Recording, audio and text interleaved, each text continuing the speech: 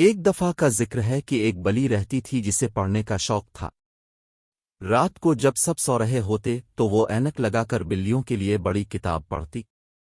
ایک دن اس نے کتاب میں پڑھا، اگر آپ رات کے کھانے کے لیے چوہا چاہتے ہیں تو درج ذیل نظم کو دہرائیں، اس گھر میں ایک چوہا ہے، چوہا کہاں ہے، چوہا کہاں ہے؟ بلی نے کتاب سے نظر اٹھا کر دیکھا کہ میز کے اوپر ایک چوہا ہے۔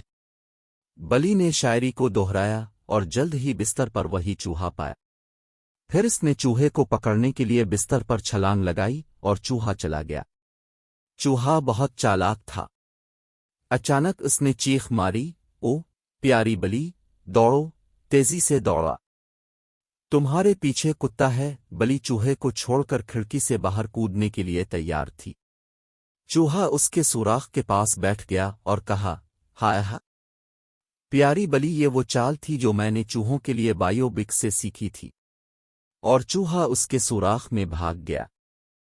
اخلاق ذہین انسان کو یہ نہیں سوچنا چاہیے کہ دوسرے ان پڑھ ہیں۔